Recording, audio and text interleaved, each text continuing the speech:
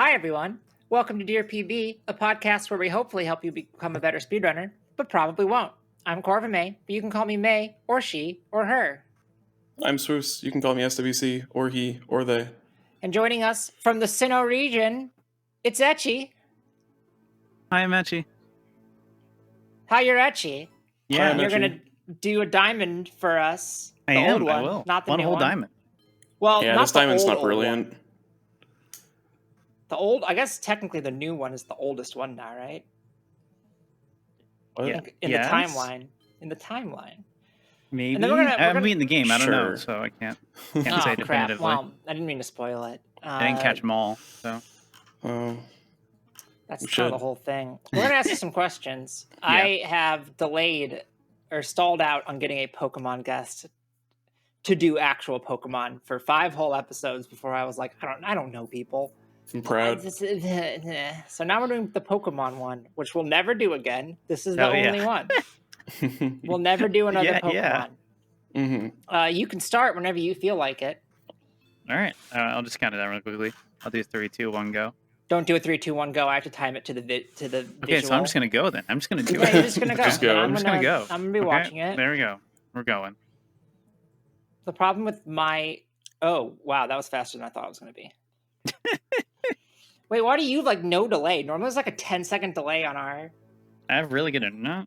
on our RMTP server. All right, whatever. Welcome to Dear PB, a podcast where I talk about our tech setup. Yeah, we only spent 30 minutes doing it. Yeah, I wasn't prepared at all, but it's fine. We're starting a whole almost on time. But for all of you, it'll be on time because this doesn't affect you. All right, talk about yourself. Who are you? How did you get into speedrunning and stuff? Yeah, so as I mentioned, my name is Etchy. I started speedrunning in 2019. Basically, I was really into regular running, which is like speedrunning, but uses your legs and it's a lot more pain. Yeah? And I was doing that for a while, and Kingdom Hearts 3 was about to come out, which is a favorite series of mine, the Kingdom Hearts series. And as it was starting to come out, I was basically just consuming every single piece of Kingdom Hearts media that existed on YouTube, everything, Yeah. literally everything. So I was just I yeah, need same, more but content. podcasts. And as I was consuming the content, I came across some GDQ Kingdom Hearts runs, specifically Kingdom Hearts 2, and then I watched Kingdom Hearts 1 and basically every other Kingdom Hearts run in the middle there, because there's a lot of different Kingdom Hearts games. And basically, I was like, okay, well, with Kingdom Hearts 3 coming out soon, maybe I should just try speedrunning that. Maybe I should just do it. And then Kingdom Hearts 3 came out, and I played it, and I enjoyed it. And then I never looked into speedrunning it until April of that year. Yeah, April. That's not that much later. It was a while later because a lot of the hype had died down. But yeah, it's I guess 5 months. Yeah, by the time I started running it, there was only 5 other runners at that point. It was pretty crazy. But yeah, so I started picking it up. I had been hanging out in some other Kingdom Hearts runners streams the previous month. So I was kind of in the know with what was going on with the run and everything.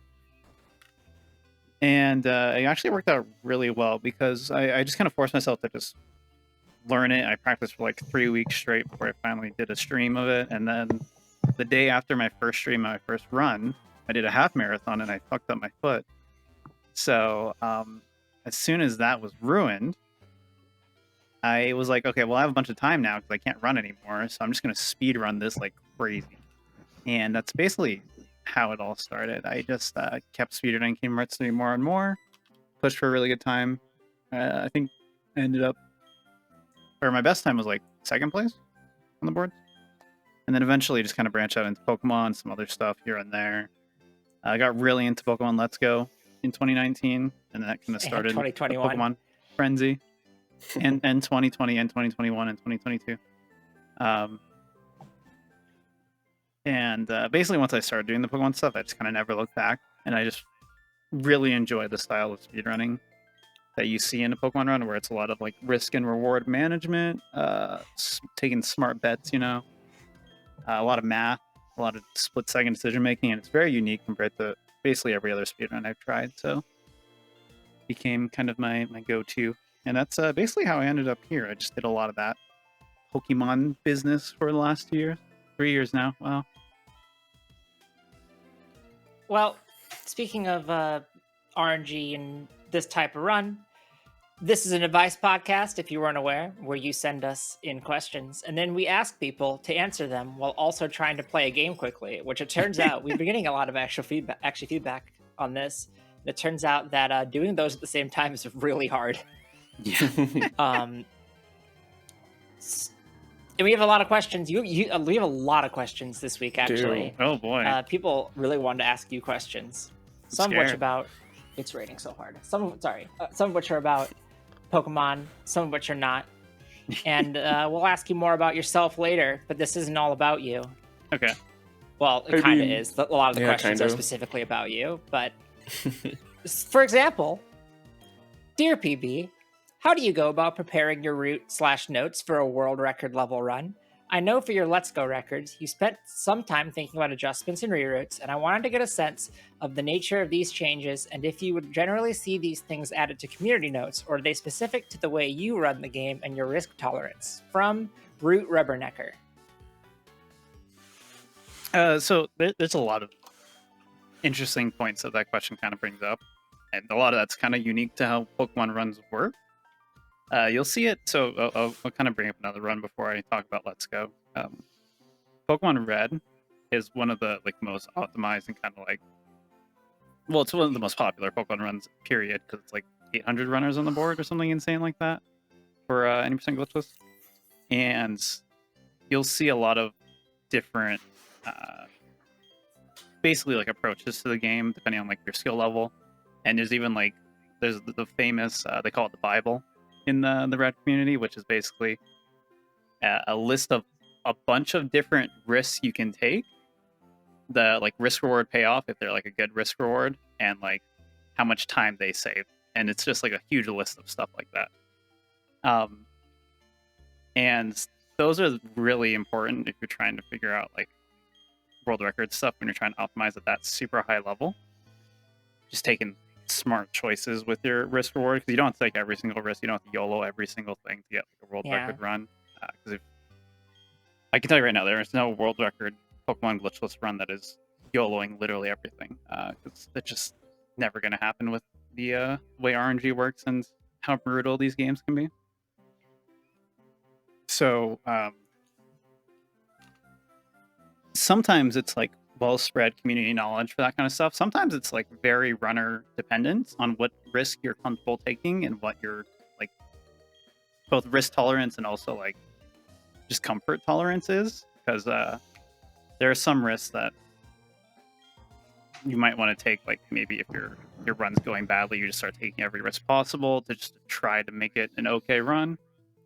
Sometimes it's not really like that. Sometimes it's more so just you always have to take these risks, otherwise your run's just not going to be a world record level run or whatever. And you'll see a lot, especially with Let's Go, where there's some risks I always take and some risks that I'm just well, it's really cool to go for it, but it's the risk reward payoff just isn't really worth it. And there's other risk rewards I can take later in the run that are smarter to take and can kind of reward me more. I think generally a lot of them aren't super commonly well documented and community knowledge type risk reward decisions that you would make, unlike the Red community where there is actually really well documented resources on different risk rewards you can take. But the knowledge is there. If you ask people in the community, they'll tell you what kind of risks they take. It's just never. It's pretty rare for it to be documented to that kind of level. You were gonna say something, May? Yeah, well, I mean, for Let's Go particularly, I feel all those things they're out there and you can find them, but they're just not in one spot. Mm-hmm. In the same way Red is. What I was gonna say before is that I always do find it interesting, people's baseline risks. Yeah. And how they're not even if you add them all up, people's baseline risks or higher or low or whatever, but just specifically some people think some stuff is way worse than other people do, and I always find that really interesting. Like there are people who never go for a certain strat, and there are other people who swear by it. Yeah. Yeah, Especially same in goes some- for just tricks in general. Yeah. It's a matter of comfort. That's a good point. Is Well, I feel it's a little bit different with tricks in general in terms of just being a matter of comfort, right? it's also a matter Like- of practice, which isn't really like Yeah. a factor Yeah. in like 'Cause- normal Pokemon risks. Like with RNG, there's like literally nothing you can do, right? Right. So, like, it becomes a matter of like, do you think? And what I'm talking about in this case is like your baseline. Like, is this your default play? Where like for a trick, that tends to be your default play if you've practiced it enough, right? Or if you think it's worth doing. And then maybe if you're like super far ahead or on pace, then you might not do it. But for like an RNG thing, then it's just pretty much like, do you think this percent is good enough to risk? In a lot of cases, losing your whole run. Okay, what about RNG based tricks? Or Ooh. tricks with RNG? Tricks with RNG. Well, that's okay. Well, then we're That's just like- getting. Doubly That's- so. That's too complicated for me. We're combining everything together now, and I mean, I feel like that just falls under the same rules as RNG. Yeah. Yeah. Because those you get to a point where you know, like, you kind of need to know them more than other things because there's always the factor of RNG there. Yeah. And with Pokemon in particular, like I feel like that that calculation is a bit different than it is in a shorter RNG heavy game, just because, especially as it gets later and later, because you don't want to like lose your 2.5 hours ahead of pace, right? Yeah. Right. And it just means there's more time for all the math to add up. Like I just watched that at the time of recording, the Summoning Salt video on Super Punch Out came out about like a week and a half ago. And I just watched that, and they talk about like the insane RNG in that game, and that game's like a billion times more optimized than a Pokemon game will ever be, because there's just like the tree of potential outcomes is smaller because it is a game that is significantly shorter. Yeah. Yeah. And it's more limited in scope. Yeah, exactly. There's only so much that could be done anyways. Yeah. RPG running is interesting. People should do it. It is. It's cool. Was there like another half of that I have question? no feel idea what you're talking about. What? I said RPG running is cool. People should do it. Swoos. Oh, you did know it. I was okay. Wow. Okay. Wow. What were you Distracting saying? from the Crazy. question. What were you saying? Was there like a second half of that question or first half? I feel like I only answered half of it. How do you do? It's basically how do you like set up your notes or just the route in general as like a more general thing for a high level run? Oh, I took it as like what do you consider like a pocket strat versus something that should be like a general strat? I don't know. It's kind of like Yeah, I mean, I guess in the term of notes, depends on the game, because if it's like a long game, you'll probably always have notes. But if it's something shorter, you kind of end up knowing the run, and it just becomes muscle memory. Yeah. also like your notes get shorter as you get better too. Yeah, you end up condensing them and just keeping maybe like one-liners like, hey, watch out for this, or don't do this, just as a little reminder instead of the entire route. Yeah. Yeah, other God Let's Go runner, Curvis54, has shared his notes with me before. Are they just and shops? they're literally like 2 pages compared to mine. just They're just significantly shops. longer, but like I also don't like read all my notes. I just kind of keep my notes the way they are for like the public if they want to read through them. I mostly just like do it all in my head because I just know the run and the route. So Right. this is a really good gym chart. Sorry, continue. I like having like a lot of stuff there, even if I'm not going to use it, just to like keep track of where I am. And that's because I'm a very easily distracted person, which might be obvious for anyone who's ever watched our show before. Really? But Crazy.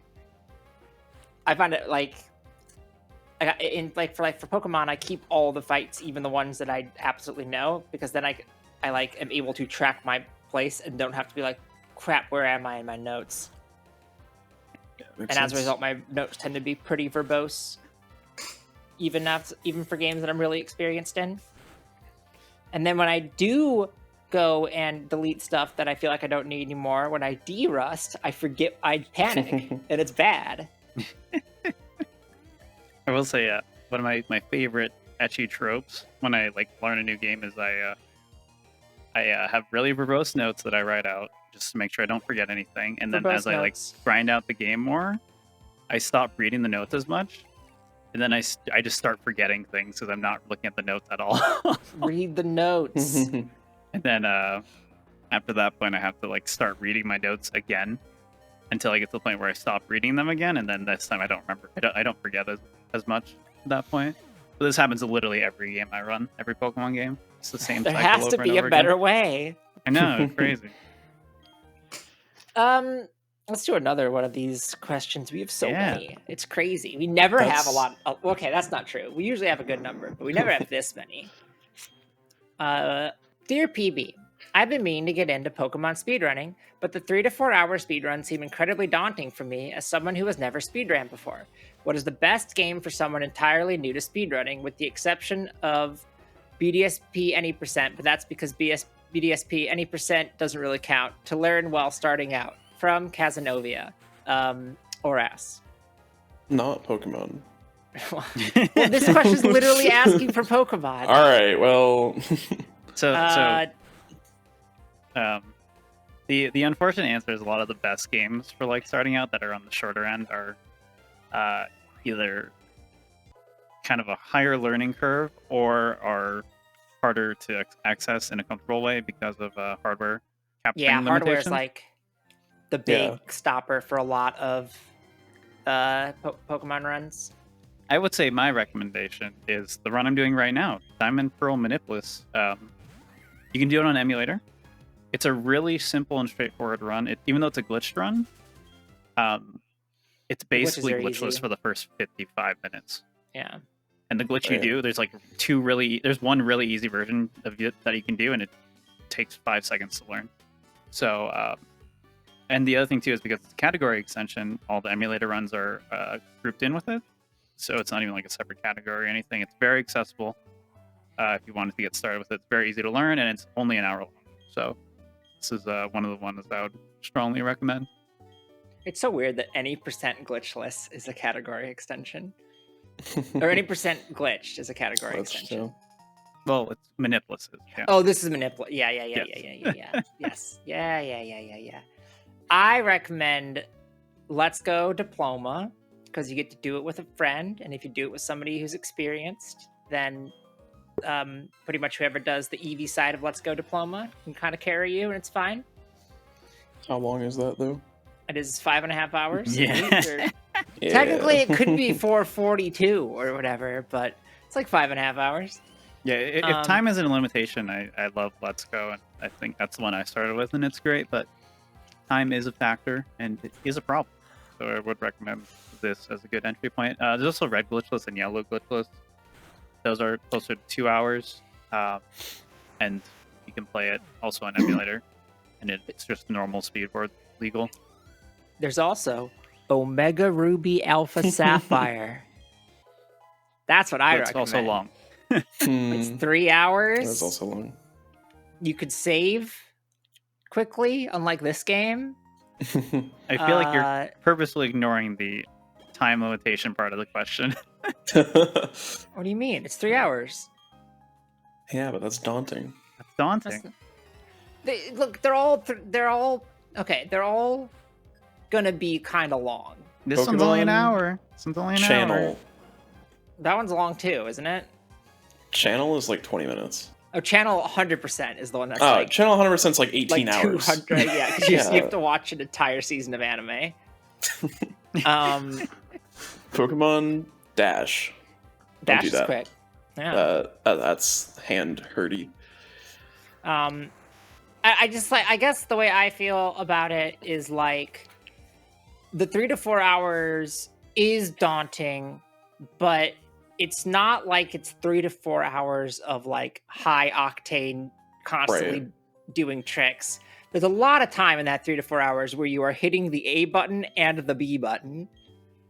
There is mashing. Yeah, Sword and Shield is a good one for that too. If you're like, because like of the 4 hour and change, especially Sword and Shield category extensions, of the 4 hour and change runtime, about 2.5 hours of it is mashing. That's fun. Um, I think good advice would just be run the game that you like, unless it's like Gen 6 or 7. Is that just because you could do 3DS with on emulator? Well, I mean, yeah, but they're also long. Well, Gen 7 especially is really long. XY is not that long. Or Yeah. sorry, ORAS is not particularly long. Yeah. I mean, yeah, it's a matter of I don't know why I said XY. XY is long. what your tolerance is for runs. It's not like XY has a lot of RNG that kills runs, as far as I'm aware. Oh, XY is an RNG nightmare. So it's how much RNG can you tolerate? How much time do you really want? But I think other than that, I think most games have enough resources and routes and people that run them. So my actual a lot of answer options. is you should run the games that your friends are running, because True. then you'll be able to talk about it with your friends, and they'll be excited that you're running it. And then also, it's cool because you can talk about it with your friends. That's how I got into this, is because all my friends are running Let's Go, and I was like, well, what's all this about then there? And then, oh man, life comes at you fast. So yeah, do that. That's what I think you should do. That's a good option. Unless your friends are running like Gen 2. Don't do that. If they're running actually, channel. So we have like our short list of runner questions that we asked, but actually already answered some of them. So that's... I know. You got ahead of us. You're like, you got, exactly. You're supposed to wait for the host before you do the introduction stuff. Do you have a speed game you've been dying to talk about? Do I? Yeah, do you? Do I? And I could always talk about Let's Go for hours and hours if I really wanted to. Okay, something that we don't know that you enjoy. The purpose of this question, we might rephrase this question, because the purpose of this question is supposed to be like, what's a cool game that you want to talk about that like you don't get to talk about that much because it's like weird. That's the whole question. I wrote this question for Court so that Court could talk about Poke Clicker. Okay.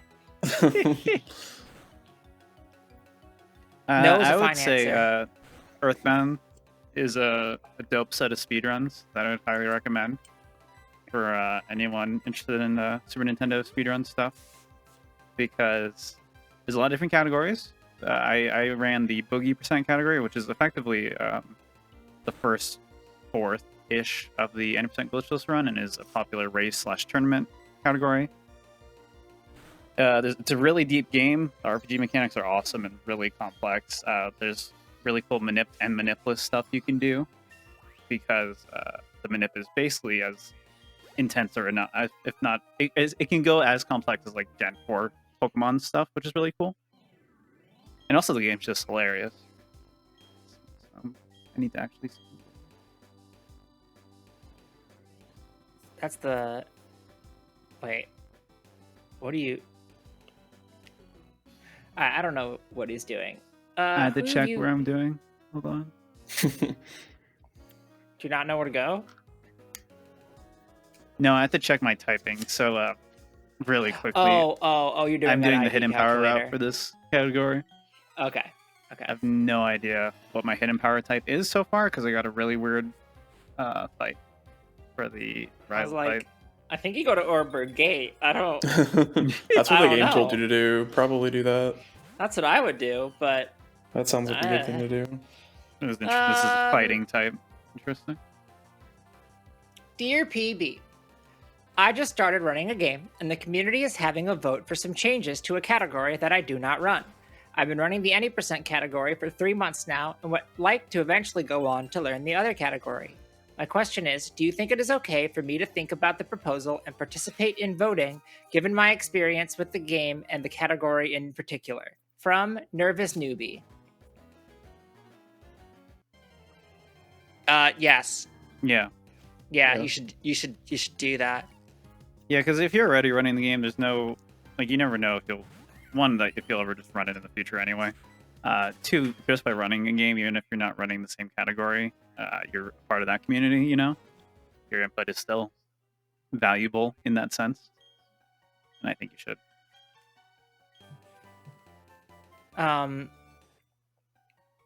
Yeah. Yeah, like... No, go ahead. Yeah, just because you're new to the game, you still have a voice in the game, and you can vote on things that matter. Even if they don't affect you directly yet, they might in the future. Yeah, like, especially if you're already running the game in some other capacity and have like context. I feel like if you don't have any interest in doing it, then it's like maybe it makes sense to not. But Yeah, if you do, don't just go vote ahead. to see your number go up on the vote counter. Like, vote actually what you believe in. Yeah, that's how I feel about it. Essentially, is like, I don't need you to have done a run to vote, but I need you to like care about the vote if you're gonna vote. Right. And like, I don't like when people are just like, I'm gonna vote because I like to have opinions on things. And it's like, you're never gonna run this game. Yeah, of course. I guess I can't prove that. I guess I'm gatekeeping is what I'm You are. saying. Yeah. But yeah, go vote. Do your civic vote. duty. And yeah. Also, inexperience with the game is not a reason to not vote. Also, like, if you've done a run, you're a speedrunner now, you can vote. Congrats. Yep, Wow. yep.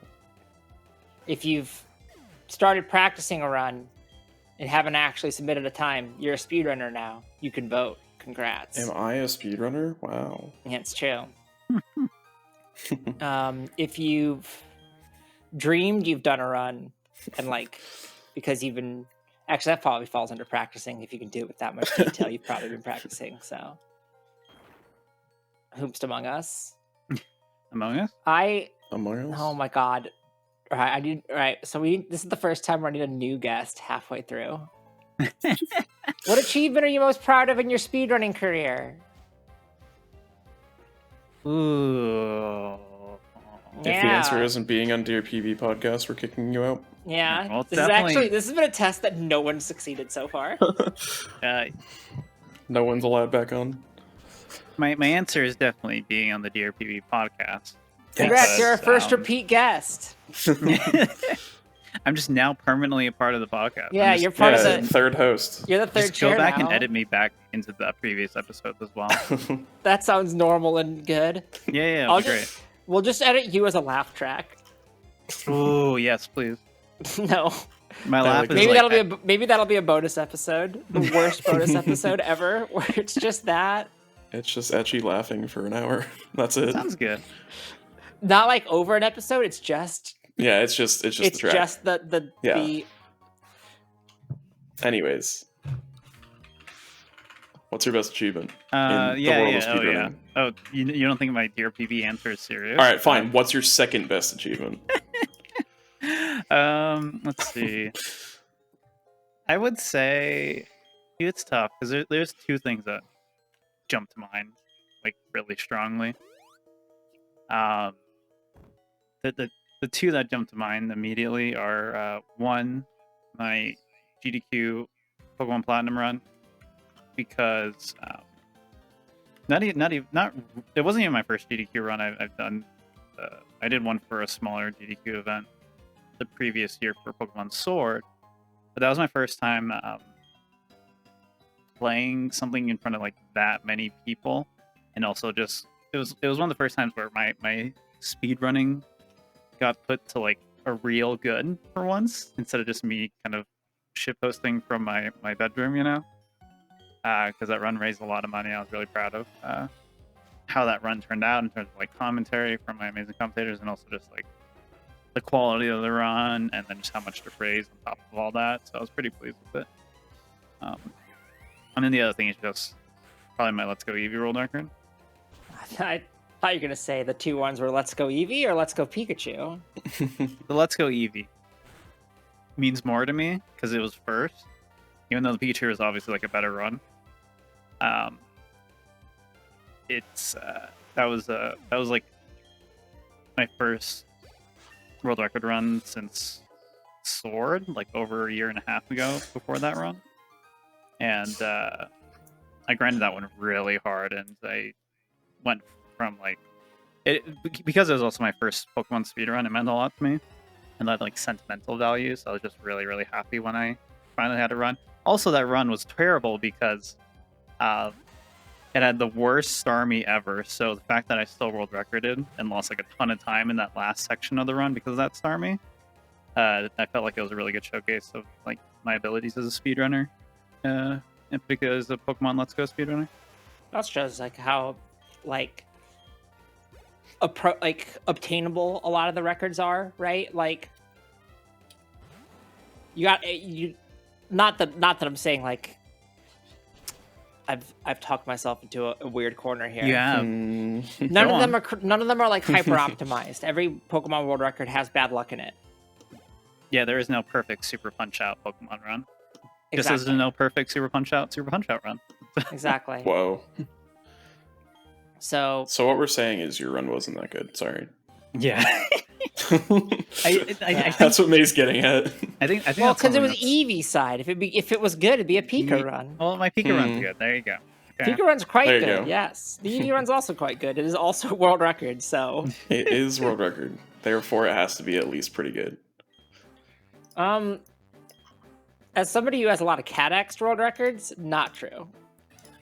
Hi, this is post-production May, the May that gets added in after the fact. Did you know we have a Patreon? If you're already a Patreon subscriber, this message isn't for you. Thank you, we love you, you can tune out for this part.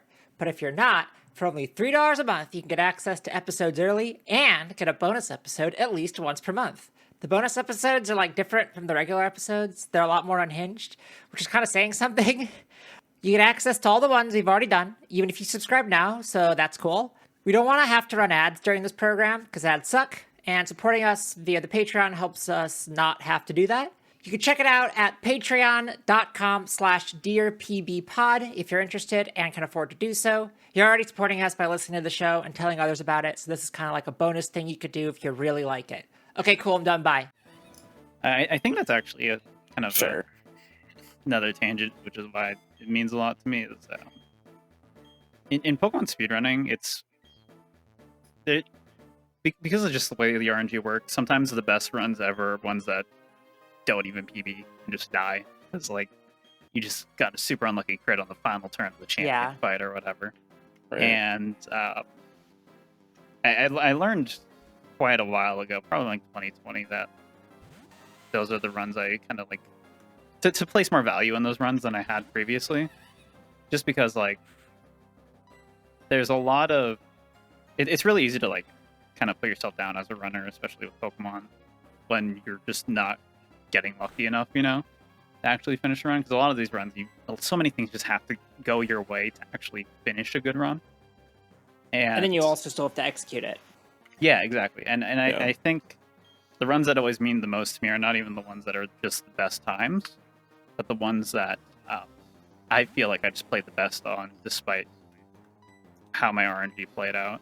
Another good example is like my Platinum PB is like, I think it's like 8 minutes off world record at this point, but I had like some of the worst RNG I've ever experienced in my entire life and lost like 5 minutes to it, but I still played really, really well, and it turned out to be a PB in spite of that.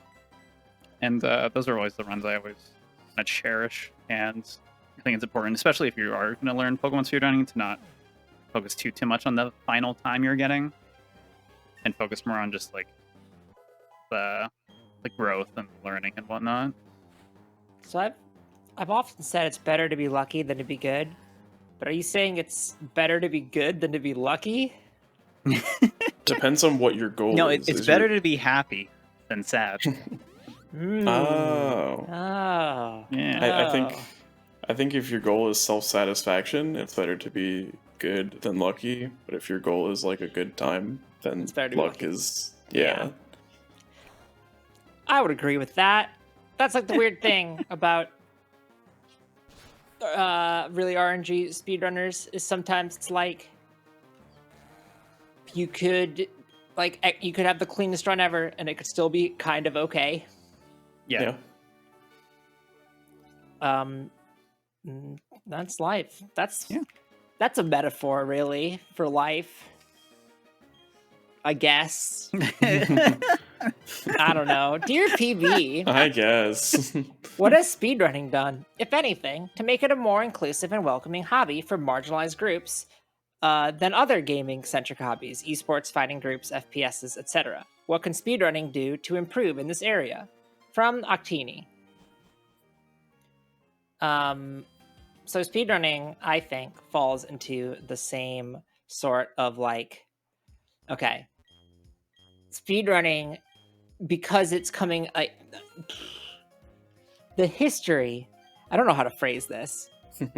everything that was like related to computers in the late 90s, early 2000s has like baggage, I guess, is what I'm trying to say, right? Because like speedrunning came out of like Quake demos, right? Right. And so like there's a like late 90s, early 2000s internet culture and whatnot was very not the most inclusive in a lot of spaces, right? But I think speedrunning has actually done a really good job of like getting past that especially compared to like esports. Yeah. Like esports is quite terrible at it. It's actually kind of surprising. Fighting games a little bit better. Yeah. I think it's surprising just how, not to toot our own horn or anything here, but no. Just go on. Go on. No, it's definitely just like there's definitely a lot more kind of tolerance in a lot of speedrunning communities. Not all of them, but like at large, I feel, especially in the larger ones, you'll see it more often compared to just like esports, which at like a service level is very similar in like goal and what it is and what it's trying to accomplish. Yeah. And like esports is also like way more monetized too. It's really weird and interesting.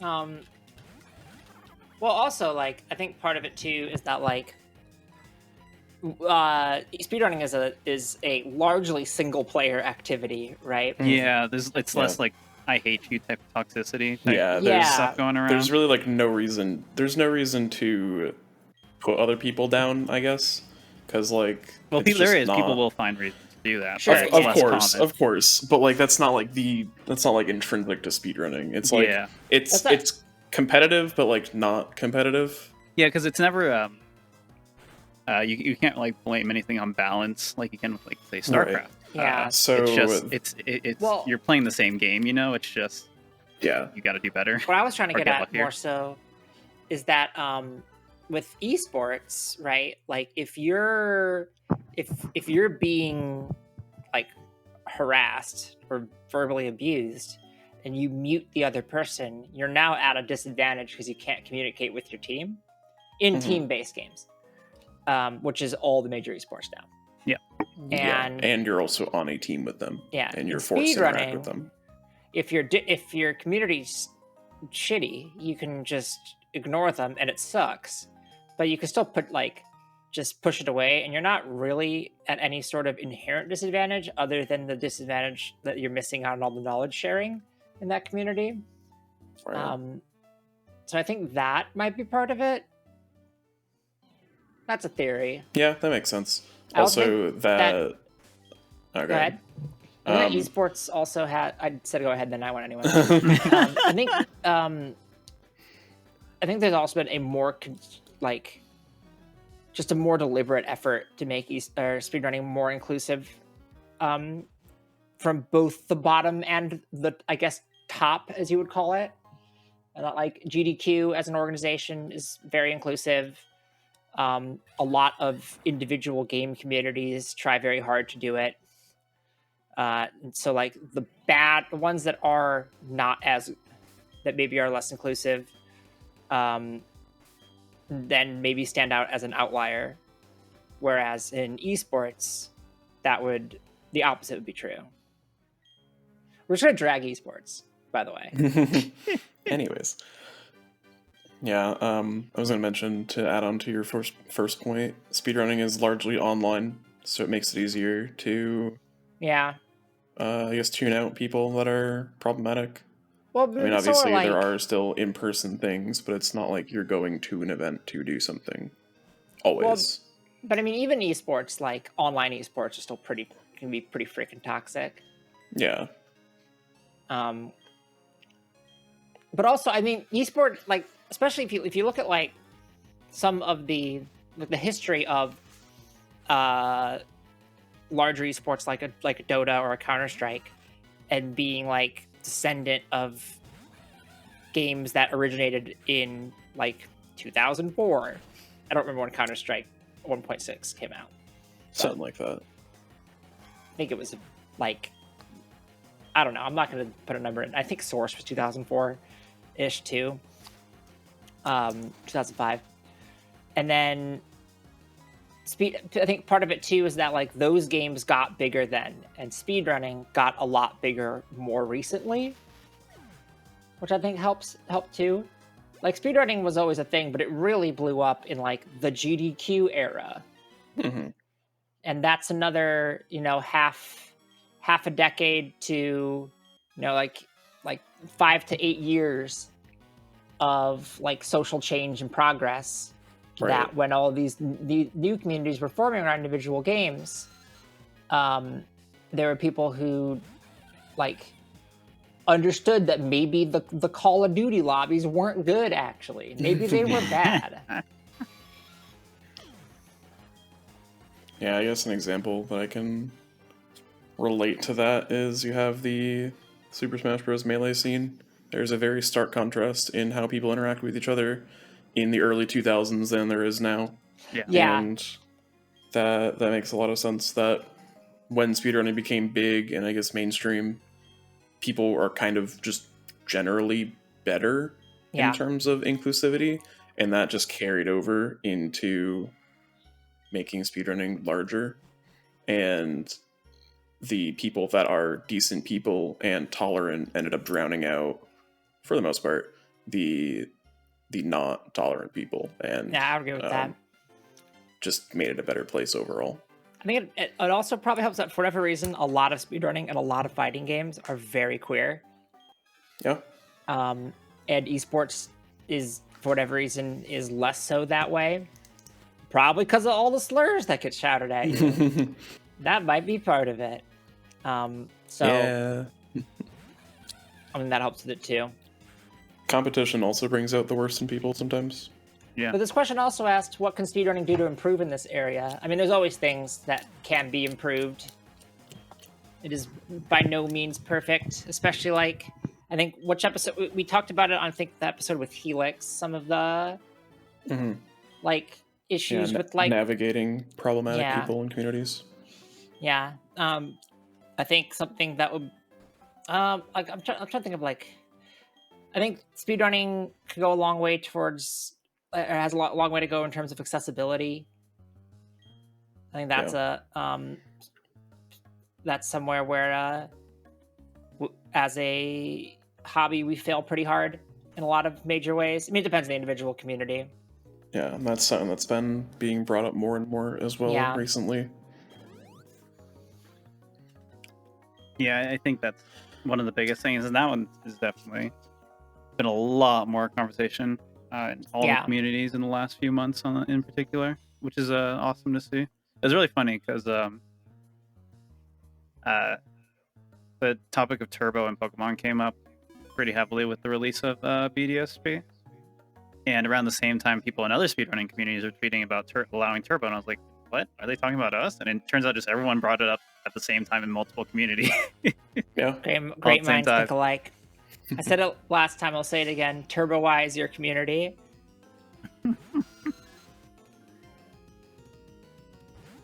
Let me pull up another couple more of these. Dear PB, what is on Gardenia's head? Is that her hair? Is it a headband? Does anyone know? From Warb GTR. I think there's a definitive answer to this. It is her hair. She just has cool ass hair. Well, I thought she also had...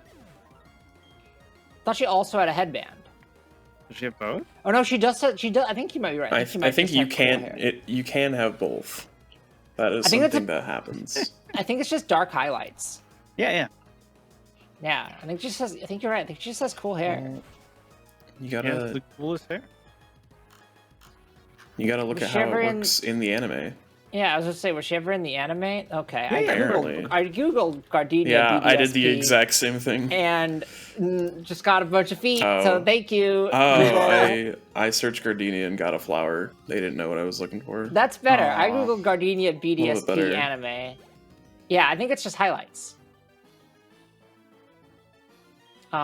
Who's your favorite gym leader? Any Like game. ever? Any game. Ew. That's really hard. Mine's Flannery. I feel like saying Gardenia after just talking about Gardenia is like cheating. I'm gonna That's not say cheating. Gardenia. Why do you think I thought of the question? Because I knew your answer already. Oh, Whoa. I see. I didn't It's realize called- that was a you question. Yeah, Premonition. it's called a segue, I think. So you have to answer to, yeah. Let me look them up. I don't remember. How do you not? You don't just have a No. encyclopedic knowledge of all gym leaders Sorry, I don't. that you largely gained in the modern era from watching other people run the series? That's how we learn who doesn't watch my channel. I don't. Yeah. Awkward. Ooh. One of my favorite isn't from Hoenn. Doesn't have to be from Hoenn. Oh, Yeah, then, that's all yeah, you do. You probably wouldn't see it Haha. on my. Yeah, that's a good point. There's so many of them. There's a couple. There's at least. Well, there's only. Wait, how many are There's there? like 30. There's more more than than 30. 30, unfortunately. Okay, there's like there's what, what, 31. 56? Because Gen 7s aren't technically gym leaders. Does that sound sure. right? Yeah, I think that's right. Oh wait, but there's also Black and White 2. But are all those leaders the same? No, some of them are No. different. Some are different. Some are the same. Some are different. And I like too many, How many of them. gym leaders are there? 8. 8. Yep. They're all shapeshifters. Thanks. I don't know what I expected. There was a list of all of them, but I'd have to add them up by hand.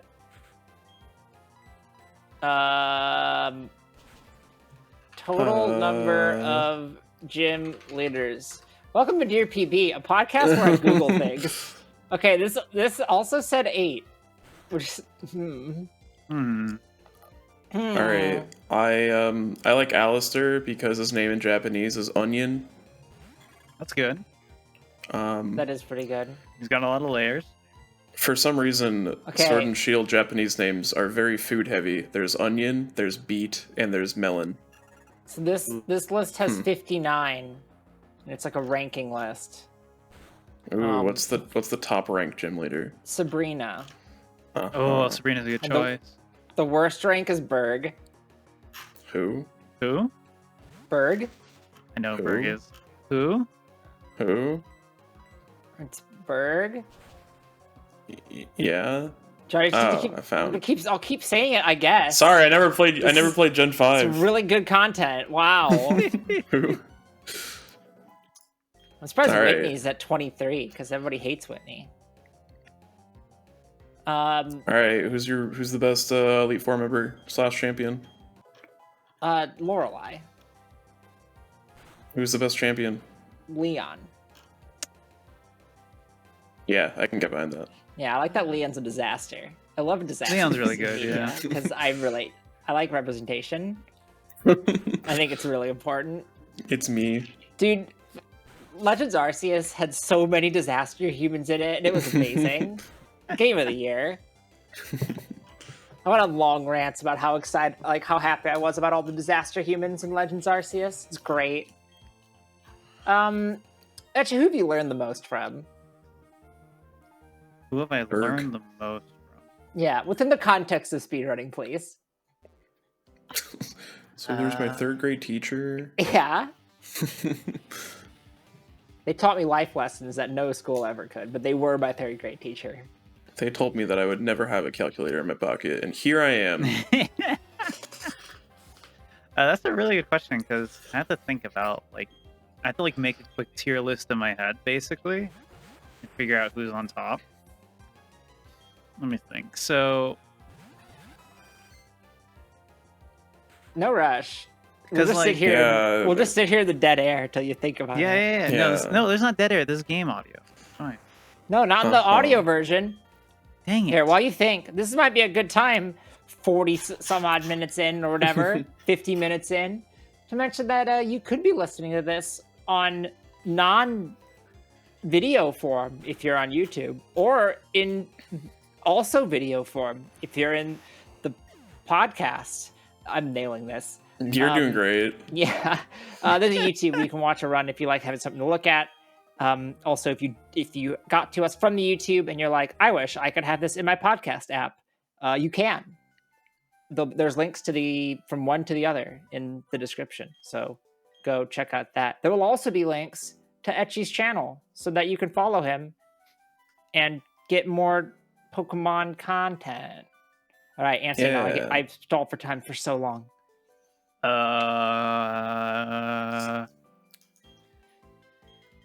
You can also follow us on Twitter and subscribe on YouTube. Yeah. And Twitter.com/DearPBPod. If you have a question, you could send it in to dearpb@maybreak.com. That is DEARPB@MAYBREAK.com.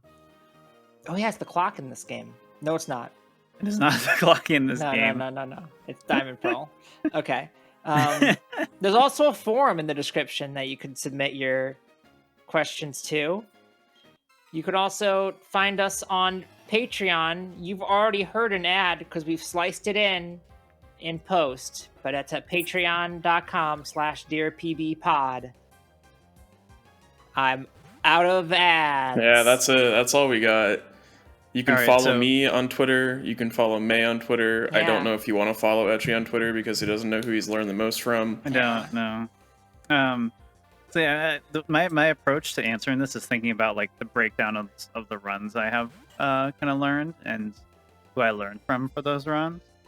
But I think I'm just gonna go with the obvious, easy answer here, and just kind of showing my Let's Go influence as well. Is I think I learned the most Medicaid overall. That just makes from- sense. Kind of watching his Let's Go stuff over and over again. That's how I learned the game originally and developed at it. And Etiquette also just runs a lot of different Pokemon games and is very smart with routing as well. And I picked up on a lot of little things from watching his streams over the years now. Yeah, so I'm gonna go with that. That makes sense. I'd love to get Etiquette on this show at some point. That'd yeah, be really that'd cool. be really cool. That'd be neat. That would be cool. Yeah. Yeah, I hope we should look into that. Yeah, maybe if you're listening to this the day of release, you should wait 3 weeks or so. Yeah. And we'll get back to you with an answer. Yeah. Speaking of our next episode, it's not Etiquette, but we will announce who it is at the end. So keep listening. You can't get out now. Dear PB, what's it like performing in front of tens of thousands of people for GDQ runs / working with GDQ in general? From Fortunate. So I'll answer the second part first because I think that's something that is kind of obfuscated a lot in terms of what actually goes on. 'Cause it's really funny when I read stuff on Reddit and people are like, "Oh, you can't swear, dude. You can't swear for GDQ.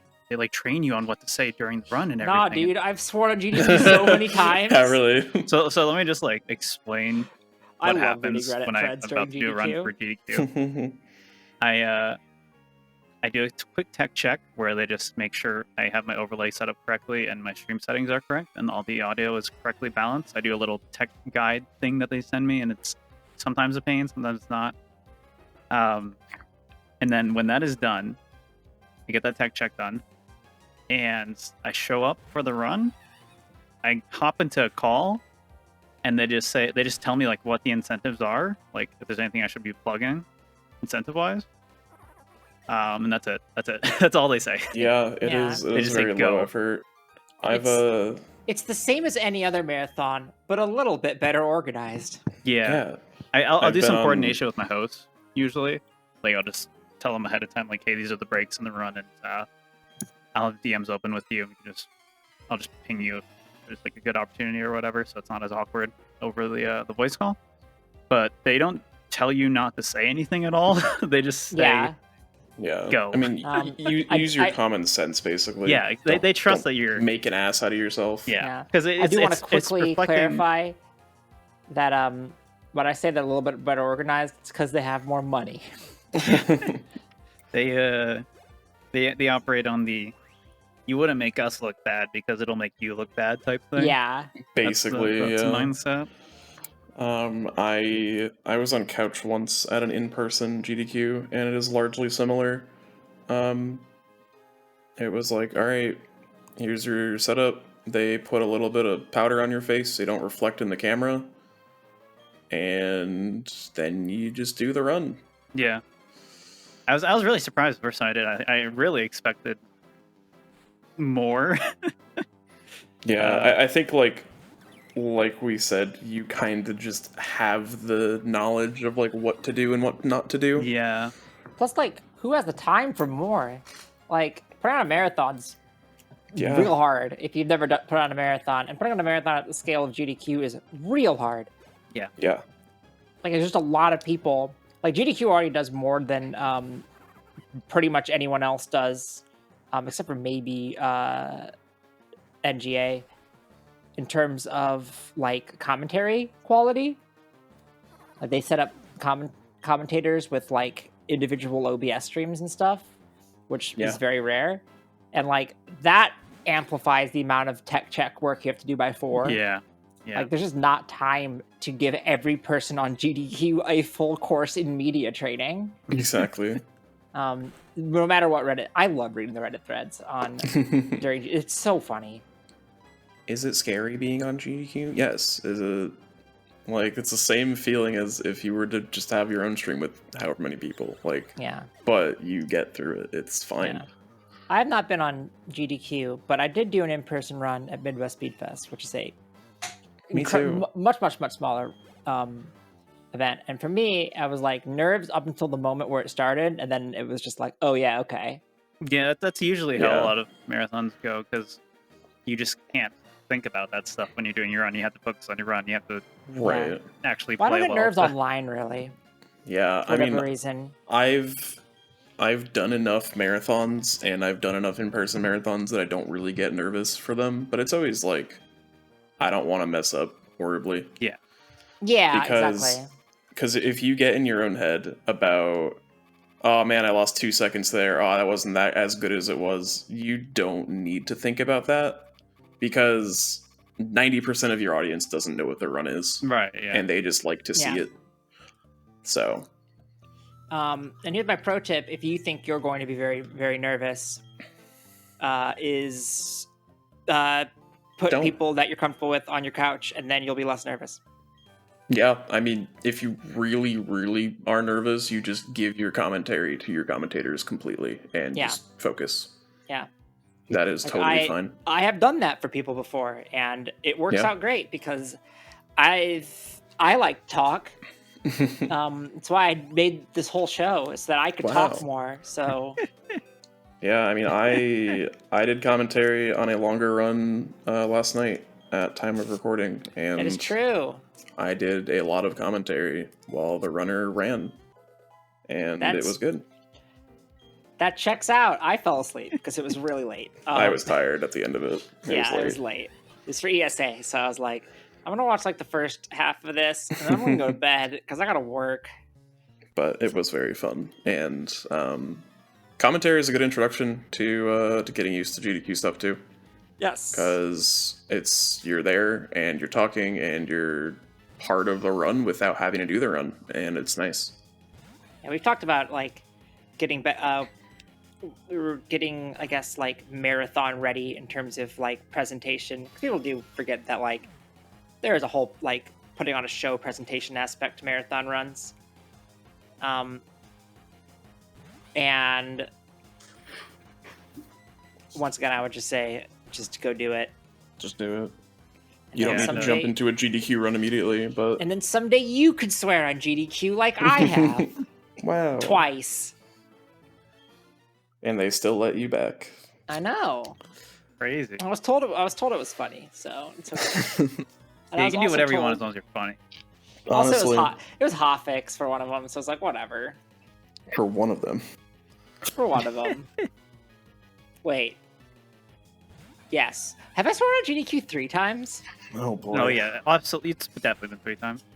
Has it? I haven't. I've been good. Oh man. I've Oh only run a man. GDQ once, but I will just kind of add to more directly answer what's it like when you're doing the run is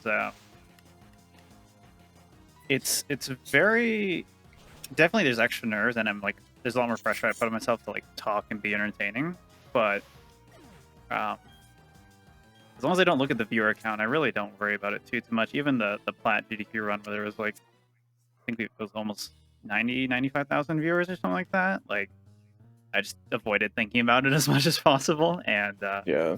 it didn't affect me too much, fortunately. I did definitely talk. But usually, what happens is when I'm nervous, I talk faster, and Yeah, that was definitely yeah. a factor was- at times. But it wasn't I do bad. that too. Yeah, that's like a classic. Mm-hmm. But yeah, I just talk it's, fast all the time. I don't know. Maybe I do have anxiety. You're always nervous. Oh, Whoa. Wait It's a all coming second. together. Okay. Wild. But yeah, doing runs for big events is very fun stuff. It is fun. Yeah, I love doing commentary. Okay. Oh, all right. Stream like cut hitched for a second there. Let me pick another one from this list. I got a great question. Okay, What is the best Pokemon spin-off game? Ranger. Ooh. I think. You know what it actually is? I think I'm going to say Troze. I love Troze. I've never played Troze. Troze is very good. Troze, I got sucked into Troze so hard as a kid, and it destroyed my touch Yeah, me screen, too. but I enjoyed it a lot. I should really Apollo and rebuy it XD and play it again. spin-offs? According to Bulbapedia, no, but They're side Smash Bros. games. Is. Apparently, Bros Smash is a Pokemon Pokemon spin-off. spin-off game. It's I true. don't Okay. Pikachu's in it. disagree. Oh wait, no, I Persona disagree. 4. What? What? Persona 4 is a good Pokemon spin-off. What? What? Yeah, it's just a Pokemon game. Think about it. Okay. Or Nino Uh, Kuni, Pokemon same Sleep. energy. Pokemon Sleep is never coming out. I don't Good. know how that joke was so confusing. But whatever. I think we're approaching the end of this run, right? We're getting close. The last part kind of flies by, Is but this the last fight? I am likely to screw it up because I've not practiced this or done it in months. You come onto our show and do the run that I ask you to do, and you're not even world record ready at it? I know, I'm sorry. Wow. All right. Runs deathless though, which is cool. That is cool. That's That's good. that's surprisingly clean for a Deer PB run. Yeah, this has been pretty solid. The trick is that Okay. we let you stall for time for a while. So, a good spin-off game is the in-person arcade games that are like Japan only, Okay. because you get little cards that have Pokemon on them, and they're like collectible. It's Ooh. great. Some physical NFT. You could buy those Exactly. at the store. They're not Pokemon cards. Okay. They're They're, non-fungible. they're fungible tokens. Oh. Are they fungible? I don't know. I don't remember what fungible means. Fungible yeah. I just think means... fungible means like Oh, yeah. God. All right. According to dictionary, it just able means to that be replaced or be Yeah. replaced by Like, another identical item. Okay. So money technically, is fungible because all dollars are the same. so yes, because these Art is not fungible because each individual piece of art is unique. Now I have to Yes. clarify quickly that this podcast is vehemently anti-NFT. That is our But official stance. And if you these- have a hexagon Pokemon profile things- picture, I'm not done talking. If you have a hexagon profile picture on Twitter, you are legally allowed to be bullied as much as humanly possible. All right, you can talk now. speedrunning is inclusive except for NFTs. Yes. Yes, these Pokemon things are fungible and physical, therefore they are good. Okay. I will say, I okay, don't think I've okay. ever heard May say it just straight up, I'm not done talking. I such had a to manner do I had to before. do a whole ass disclaimer because I just had to make sure.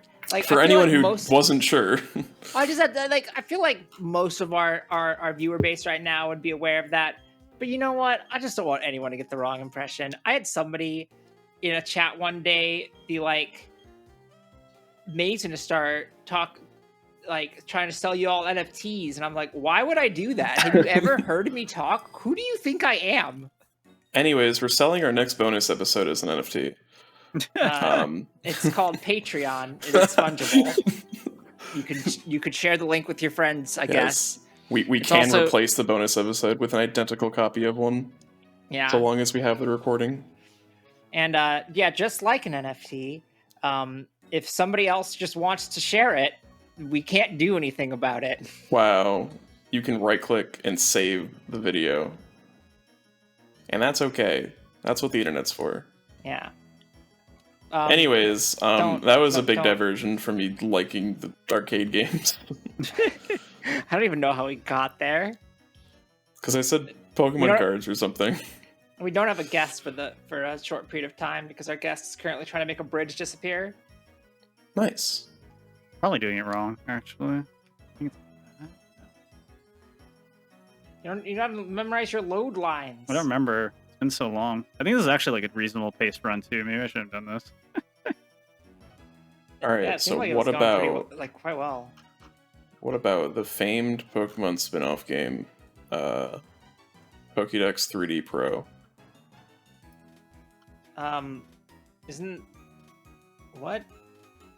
It's a 3DS eShop Pokédex. Oh yeah. No, I do remember this. yeah.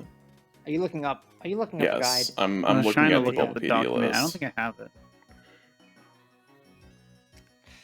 Whoa. What so this- about This is successfully stayed extremely on topic. Pokepark Fishing Rally DS? There's a Pokepark for the DS. No, it's a DS download play demo for the DS. What? But so they made a Pokepark DS demo, but Minigame. never a full game. Correct. Why would they do that? Because they can. I don't understand. It is the first Pokemon game released in a digital-only format. Could you just That's very go important. down the rest of the bridge, then do it the slow way? I could do it. Oh, I thought I had it. But yeah, so you can just do the slow way. I have to reset it. Or no, I think I can go up. No, I I can't. don't know why you wouldn't be able to get all the way down to Orberg. There we go. We'll do the weenie thing, fine. Yeah. do No, it for I the sake thought I of- had the document with the backups. I don't have it. Or with the visual references. So, my bad. Do it for the sake of making it so that our episode isn't like real long. It's already a longer episode, Is kind it? of. I mean, About an hour, hour 10. 10. I don't know how long was our last episode. I don't know. That one was like our shortest one. Yeah, I feel like that one was short. We're usually around an hour 20. I mean, it was longer than last week's. Yeah, The one that we recorded last week. yeah. We didn't record last week. Two of them were took Wow, place spoilers. in the same week. We fooled all of you. Reverse spoilers. We don't actually record these live. We thought about it at one point, and then we decided that was a bad idea. So we're You not mean gonna do it. every time someone listens to it, we don't re-record it live? Well, I haven't been. I don't know what you've been doing. Oh. Okay. Yeah. I should probably stop then. Or you're using the repel, I forgot. That is stinky. We can start outroing at this point, I suppose. I don't know. I don't want to do another question. We have time for another question. All right. I have a question that says, do you run team runs? Who do you most often run with? Who is your favorite person to run with? And it's from Lauren. She technically put her name down as mind your business. It's Lauren. How do you know? Don't leak the anonymous usernames. Wow. Well, any other comment says, hi, heart, I love you. So I'm pretty sure it's Lauren. Maybe we just have some dedicated fans. We could be. That is true. Oh, we do. It's Lauren. It's Lauren. Lauren. Shout out to the Patreon bonus episode where you can watch Lauren do a speedrun.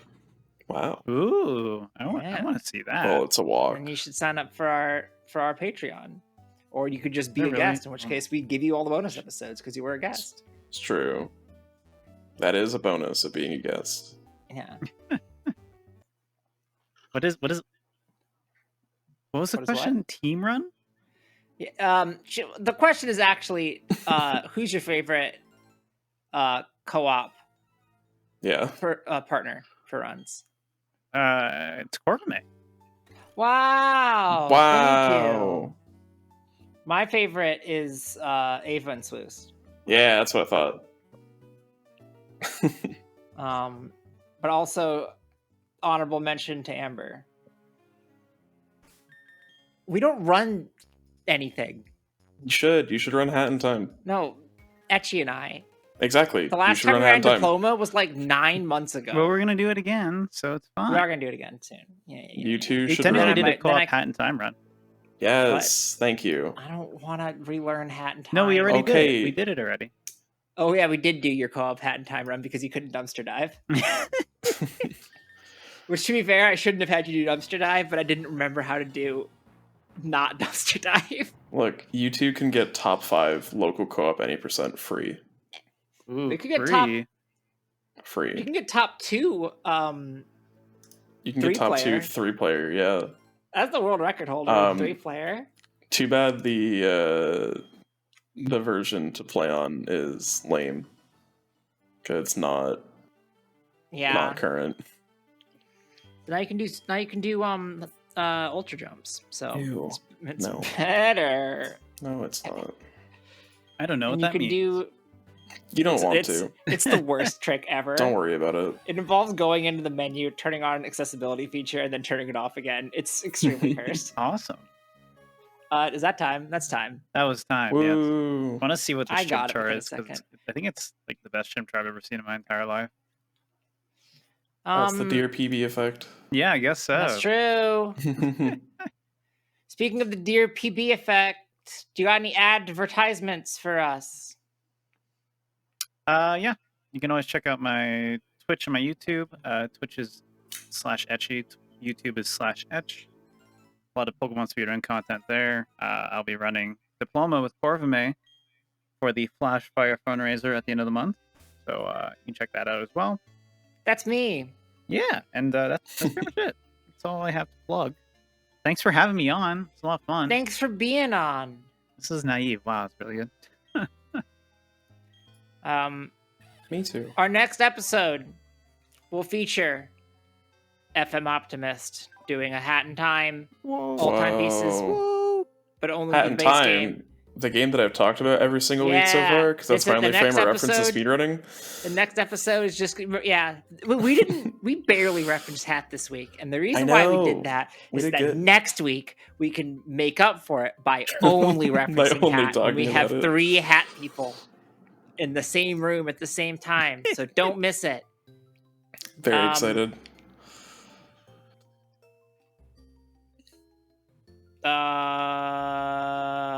I don't have a single Pokemon joke to go. I'm blanking real hard.